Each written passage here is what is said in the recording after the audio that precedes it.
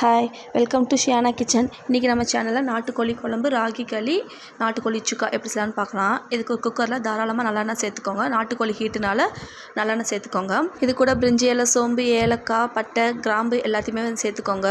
சேர்த்து நல்லா பொரிஞ்சதுக்கப்புறம் 100 கிராம் அளவுக்கு சின்ன வெங்காயம் கட் பண்ணி வச்சுருக்கேன். 4 பச்சை மிளகாய், கொஞ்சம் கருவேப்பிலை அதையும் சேர்த்து நல்லா வதக்கி எடுத்துக்கோங்க. 3 தக்காளி கட் பண்ணி சேர்த்துருக்கேன். தக்காளி நல்லா வதங்கினதும் 4 ஸ்பூன் அளவுக்கு இஞ்சி பூண்டு பேஸ்ட் சேர்த்து அதோட பச்சை வாசனை போகிற அளவுக்கு நல்லா வதக்கி எடுத்துக்கோங்க. இப்போ நம்ம கழுவி சுத்தம் பண்ணி வச்சுருக்கிற கறி இதில் சேர்த்துக்கலாம். சேர்த்துட்டு நல்லா அந்த எண்ணெயிலே 5 நிமிஷம் நல்லா பிரட்டி விட்டுக்கோங்க. நாட்டுக்கோழி வாங்கும்போது அதை நல்லா வாட்டி கொடுங்கன்னு சொல்லி கேட்டு வாங்கினா தான் குழம்பு நல்லா வாசமாக இருக்கும். இப்போ மசாலா பொருட்கள் சேர்த்துலாம். 2 ஸ்பூன் குழம்பு மிளகாய்த்தூள், 1 ஸ்பூன் தனி மிளகாய்த்தூள், 1/2 ஸ்பூன் மஞ்சத்தூள், தேவையான அளவுக்கு உப்பு சேர்த்து நல்லா கலந்து விட்டுக்கோங்க. இப்போ குக்கரில் ஒரு பக்கம் இருக்கட்டும். மிக்ஸி ஜாரில் 1/4 மூடி தேங்காய், 1/2 ஸ்பூன் சோம்பு, 2 ஏலக்காய், 2 பட்டை, 2 கிராம்பு, 1/2 ஸ்பூன் சீரகம், 1 ஸ்பூன் மிளகு சேர்த்துக்கோங்க. சேர்த்து நல்லா ஃபைன் பேஸ்ட்டாக அரைச்சி எடுத்துக்கலாம்.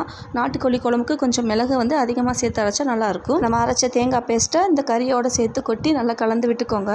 நல்லா கலந்து எண்ணெய் பிரிஞ்சு வரும்போது தண்ணி சேர்த்துக்கலாம். உங்களுக்கு தண்ணி எவ்வளோ தேவையோ அந்தளவுக்கு சேர்த்துக்கோங்க. நாட்டுக்கோழி குழம்புக்கு திக்காக இல்லாமல் தண்ணியாக இருந்தால் நல்லாயிருக்கும். எல்லாத்தையும் சேர்த்து உப்பு செக் பண்ணிக்கோங்க. நல்லா கொதி வந்ததுக்கப்புறம் மூடி போட்டு 3 விசில் விட்டு எடுத்துருக்கிறேன். உங்களோட கறியோட தன்மையை பொறுத்து நீங்கள் விசில் விட்டு எடுத்துக்கோங்க. அவ்வளோதான், சூப்பரான நாட்டுக்கோழி குழம்பு ரெடி ஆயிடுச்சு. கடைசியாக ஒரு கொதி விட்டு கொஞ்சம் மல்லித்தலை தூவி ஸ்டவ் ஆஃப் பண்ணிக்கோங்க.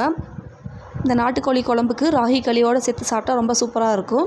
ராகி களி எப்படி செய்யலான்னு பார்க்கலாம். ஒரு பாத்திரத்தில் 1 கப் அளவுக்கு தண்ணி சேர்த்து ஒரு 3 ஸ்பூன் அளவுக்கு சாதம் சேர்த்துக்கோங்க. நான் எப்பவும் சாதம் சேர்த்தா ராகி களி செய்வேன்.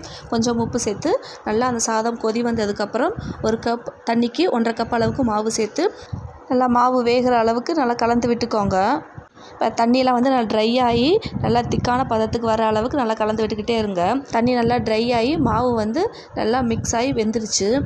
இப்போ இதை களியாக உருட்டி எடுத்துக்கலாம். ஒரு அகலமான பாத்திரத்தில் மாவு ஒட்டாத அளவுக்கு கொஞ்சம் தண்ணி தெளிச்சுக்கோங்க. தேவையான அளவுக்கு களி எடுத்து நல்லா உருட்டி இந்த அளவுக்கு எடுத்து வச்சுக்கோங்க. அவ்வளோதான், சூப்பரான ராகி களி ரெடி ஆயிடுச்சு.